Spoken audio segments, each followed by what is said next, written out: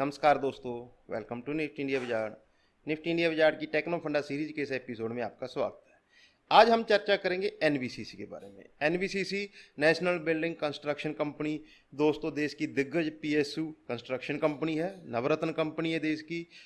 2014 से लेकर 2018 तक कंपनी का ड्रीम रन रहा, मल्टी बैगर बना, लेकिन उसके बाद स्टॉक उतनी ही बुरी तरह पनिश हुआ और अपने हाई से लगभग 90% करेक्ट हुआ। तो अब इसमें ऐसे क्या डेवलपमेंट हुए हैं कि लगातार ब्रोकरेज हाउस के इसमें पॉजिटिव रिपोर्ट्स आ रही हैं। कई रिसर्च कंपनियों ने एनबीसीसी के बारे में पॉजिटिव रिपोर्ट्स निकाली हैं। मैनेजमेंट भी लगातार पॉजिटिव कमेंट्री दे रहा है। अपनी मार्केट वैल्यू के हिसाब से, मार्केट कैप के लिहाज से 10 गुना की एनबीसीसी के पास ऑर्डर बुक है, तो फ्यूचर इसका ब्राइट है। तो आज हम टेक्नो फंडा सीरीज के जरिए चर्चा करेंगे दोस्तों, जानने की कोशिश करेंगे क्या एनबीसीसी फिर से मल्टी बैगर बनने की तैयारी। जो दर्शक नए जुड़े उनको बता दें, सीरीज में हम लोग स्टॉक्स को टेक्निकली और फंडामेंटली दोनों एस्पेक्ट पे एक साथ एनालाइज करते हैं। अगर आप ट्रेडर मेंटलिटी से इस वीडियो को देख रहे हो तो ये वीडियो आपके लिए नहीं है। इस वीडियो को वही दर्शक देखें जो स्टॉक मार्केट में निवेश करके बड़ा मुनाफा कमाना चाहते हैं। इससे निवेदन है दोस्तों, वीडियो पूरा देखें। एनबीसीसी के बारे में हमारा डाटा, हमारी रिसर्च, हमारा एक्सप्लेन करने का तरीका अगर अच्छा लगा तो वीडियो को लाइक और चैनल को सब्सक्राइब करके जरूर जाना।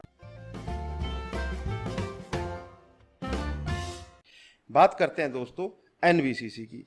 एनबीसीसी दोस्तों बहुत अंडर वैल्यूड कंपनी है और इसकी ऑर्डर बुक शानदार है। अपनी मार्केट कैप से 10 गुना ज़्यादा इसके पास ऑर्डर बुक है। लगभग 9,000 करोड़ रुपए की मार्केट कैप है और 90,000 करोड़ रुपए की इसकी एनबीसीसी की ऑर्डर बुक है। तो अंडर वैल्यूड है दोस्तों। आउटलुक इसका आउटलुक बहुत अच्छा है। मैनेजमेंट की तरफ से लगातार पॉजिटिव कमेंट्स आते रहते हैं। अब हम लोग एनबीसीसी का फंडामेंटल चेक लेंगे। एनबीसीसी दोस्तों 1960 में स्टार्ट हुई। नेशनल बिल्डिंग कंस्ट्रक्शन कॉरपोरेशन नाम से इसकी कंपनी की शुरुआत हुई। देश की एक नवरत्न कंपनी है दोस्तों। Ministry of housing and urban development के अंडर ये कंपनी आती है। कंपनी की मार्केट कैप है दोस्तों 9,470 करोड़ के आसपास की मार्केट कैप है। एनुअल रेवेन्यू 7,000 करोड़ रुपए की एनुअल सेल्स है दोस्तों। ईपीएसएस की ₹1.12 है। पीई रेशो 47 है।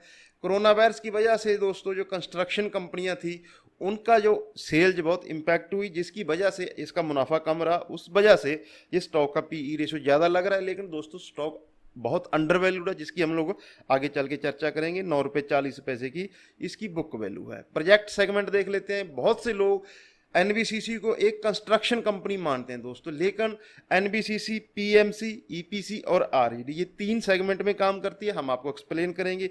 पीएमसी प्रोजेक्ट मैनेजमेंट कंसल्टेंसी के बिजनेस में दोस्तों 90% इसकी जो रेवेन्यू है ये प्रोजेक्ट मैनेजमेंट से आती है।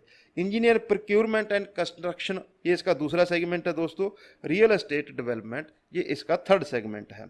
किन किन सेक्टर में ये कंपनी काम करती है? Development of government properties, construction of roads, railway station, hospital and medical colleges, institutions, offices, bridges, industrial and environmental structure, इस सब सेगमेंट में कंपनी काम करती है। अब हम दोस्तों खाली एनबीसीसी का फाइनेंशियल चेक नहीं करेंगे, हम इस सेक्टर से जुड़ी हुई पीयर कंपैरिजन करेंगे, तब जाके हमें पता चलेगा कि किस प्रकार की अंडर वैल्यूएशन है। बात करते हैं दोस्तों एनबीसीसी 9,700 करोड़ रुपए की मार्केट कैप, डीएलएफ 76,000 करोड़ रुपए की market cap, Godrej property 42,000 crore रुपए की market cap, Macrotech development 35,000 crore रुपए की मार्केट कैप, ओबराय रॉयल्टी लगभग 25,000 करोड़ रुपए की मार्केट कैप। लेकिन दोस्तों जो आरओसी 13.54% है, सबसे ज्यादा इंडस्ट्री में इसका आरओसी है। और कंपनी जीरो डेट है दोस्तों, जीरो डेट है। डेट टू इक्विटी रेशियो 0 है। बाकी सभी कंपनी के ऊपर हल्का डेट है। तो ये किस प्रकार से ये अंडर वैल्यूड है ये आप इससे देख सकते हो दोस्तों। प्रॉफिट इसने लास्ट ईयर 230 करोड़ रुपए का, एनबीसीसी की बात करें तो इसने लास्ट ईयर 230 करोड़ रुपए का प्रॉफिट किया। होल्डिंग की बात करें दोस्तों, क्योंकि इसकी प्रमोटर गवर्नमेंट ऑफ इंडिया है तो ज़्यादातर प्रमोटर होल्डिंग सेम रहती है दोस्तों। पिछले कई क्वार्टर से 60% के आसपास प्रमोटर होल्डिंग बनी हुई है। पब्लिक होल्डिंग इसमें 26% है। हमारे देश में रिटेल निवेश के जो होते हैं छोटे टिकर साइज शेयरों में ज़्यादा वो पसंद करते हैं निवेश करना। एफआई की इसमें जो होल्डिंग है वो 3% है। डीआईज की होल्डिंग इसमें 10.4 है। अब दोस्तों हमने एनबीसीसी का फंडामेंटल चेक ले लिया। आगे बढ़ने से पहले दोस्तों, इससे पहले हम लोग टेक्निकल चेक लें। तो जैसा कि हमने शुरुआत में चर्चा किया था कि सरकार अगर इंफ्रास्ट्रक्चर पे खर्चा करेगी तो उसका सबसे बड़ा बेनिफिशियरी सबसे बड़ा जो इसका फायदा होगा वो एनबीसीसी को होगा। अब दोबारा से बहुत सारे अर्थशास्त्री कोरोना वायरस की वजह से जब इकोनॉमी अभी रीओपन हो रही है, नॉर्मलाइज हो रही है, तो सब अर्थशास्त्री सरकार को ज़्यादा से ज़्यादा एक्सपेंडिचर पे खर्चा करने की, इंफ्रास्ट्रक्चर पे खर्चा करने की सलाह दे रहे हैं ताकि इकोनॉमी को दोबारा से रिवाइव किया जाए। अगर सरकार इंफ्रास्ट्रक्चर पे दोबारा से खर्चा करती है दोस्तों, तो एनबीसीसी फिर से इसका सबसे बड़ा बेनिफिशियरी होने वाला है। तो इसीलिए आज हमने इस पे टेक्नो फंडा सीरीज की, हमने इसका फंडामेंटल चेक ले लिया। अब देख लेते हैं इसका टेक्निकल दोस्तों। अगर यहाँ तक आपको हमारी कोर्स अच्छी लगी तो आप हमारी वीडियो को लाइक और चैनल को सब्सक्राइब कर सकते हैं। चार्ट्स की बात करें दोस्तों तो मंथली चार्ट जैसा कि हमने स्टार्ट में एक्सप्लेन किया, 2014 से लेके 2018 तक स्टॉक में बड़ा अप ट्रेंड रहा, लेकिन 2018 से जैसे ही मार्केट में, ब्रॉडर मार्केट में सेलिंग स्टार्ट हुई, मिड कैप इंडेक्स 2018 से लेके मार्च 2020 जब कोरोना वायरस की वजह से मार्केट में लो लगे तो लगातार गिरावट रही। उसमें एनबीसीसी भी शामिल था। इसमें भी 145 के हाई लगने के बाद लगभग 14 रुपए के इसमें लो लगे, लेकिन अब लोअर लेवल से जैसे ही मार्केट दोबारा से रिज्यूम हुई है, अप ट्रेंड मार्केट ने रिज्यूम किया है, तो एनबीसीसी के शेयर में भी अप ट्रेंड दोबारा से रिज्यूम हुआ है। अभी हाल ही में इसने ब्रेकआउट दिया, ब्रेकआउट देने के बाद 60 रुपए तक के हाई लगाए, लेकिन तब ये ओवरबॉट टेरिटरी में चला गया था। अगर हम लोग वीकली आरएसआई की बात करें, जो दर्शक नए जुड़े हैं दोस्तों, हम इस अपनी जो सीरीज है टेक्नो फंडा सीरीज, इसमें 2 स्ट्रैटेजी हमेशा यूज करते हैं। 2 स्ट्रैटेजी के ऊपर हमारी जो रिसर्च है वो बेस्ड रहती है। एक तो हम लोग बाई ऑन डिप की स्ट्रैटेजी के साथ काम करते हैं। अच्छे ट्रेंड वाले स्टॉक्स में दोस्तों जब 10 से लेके 20% तक की करेक्शन आती है, वो उस स्टॉक का बेस्ट समय होता है बाई करने का। इस स्टॉक में 60 रुपए तक के हाई लगे, अब ये 50 रुपए के आसपास ट्रेड करा है, तो ये स्टॉक में दोस्तों सही समय है अगर आप एनबीसीसी के शेयर में निवेश करते हो। मंथली चार्ट्स की बात हो गई। अब चलते हैं दोस्तों वीकली चार्ट्स पे। वीकली चार्ट्स पे जैसा कि आप देख सकते हैं बड़ी अप ट्रेंड में है, एक लंबे राइजिंग चैनल में ये ट्रेड कर रहा है, तो वीकली चार्ट्स भी इसके शानदार हैं।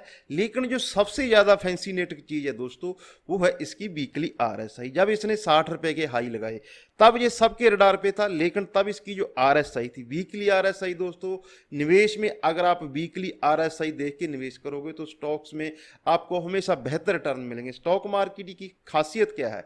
स्टॉक मार्केट की सबसे बढ़िया चीज़ है कि ये कभी स्ट्रेट लाइन में नहीं चलती, ना इसमें एक लाइन में तेजी होती है, ना एक लाइन में मंदी होती है। इसमें ऊपरी लेवल से स्टॉक 15% तक करेक्ट हुआ है। जो आरएसआई इसकी 1.5 महीना पहले 85 पे थी, वही आरएसआई अब इसकी न्यूट्रल जोन में आ चुकी है।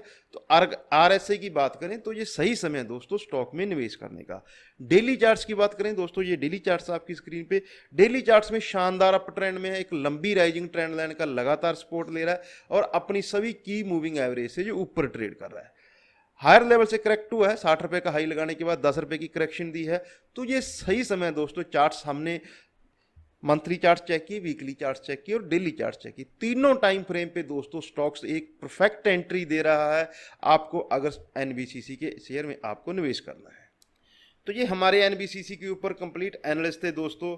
हमने एनबीसीसी का फंडामेंटल चेक लिया, सेक्टर का आउटलुक लिया। टेक्निकली स्टॉक दोस्तों बहुत अंडरवैल्यूड है, फंडामेंटल तो अंडरवैल्यूड है ही है, टेक्निकली भी अंडरवैल्यूड है। रीसेंट हाई के बाद स्टॉक अभी जिस प्रकार से ये हायर लेवल से 12-13% करेक्ट हुआ है, तो ये निचले लेवल पे आपको निवेश करने का शानदार मौका दे रहा है। ये जो हमारा एपिसोड है दोस्तों, ये एक एजुकेशनल पर्पज से बनाया हुआ एपिसोड है। हमारा पर्पज आपको ये बताने का है कि स्टॉक को इन्वेस्टमेंट के लिए किस प्रकार से एज ए रिटेल इन्वेस्टर हम लोग एनालाइज करते हैं, हमें स्टॉक्स का हर पैरामीटर किस प्रकार से चेक करना चाहिए। अगर आपको एनबीसीसी में निवेश करना है, हमारी इस चर्चा अच्छी लगी, तो निवेश से पहले आप अपने फाइनेंशियल एडवाइजर की सलाह अवश्य ले लें। अगर आपके दिमाग में कोई अच्छा शेयर है जिसके ऊपर आप चाहते हो कि निफ्टी इंडिया विजार्ड अगला टेक्नो फंडा सीरीज का एपिसोड करे, तो आप हमें कमेंट सेक्शन में कमेंट करके बता सकते हैं। कोर्स अच्छी लगी दोस्तों तो वीडियो को लाइक करें, चैनल को सब्सक्राइब करें, साथ ही बेल आइकन का बटन दबाएं ताकि निफ्टी इंडिया विजार्ड की तरफ से आगे जब भी कोई टेक्नो फंडा सीरीज का एपिसोड जारी हो तो उसका नोटिफिकेशन आपको सबसे पहले मिल सके।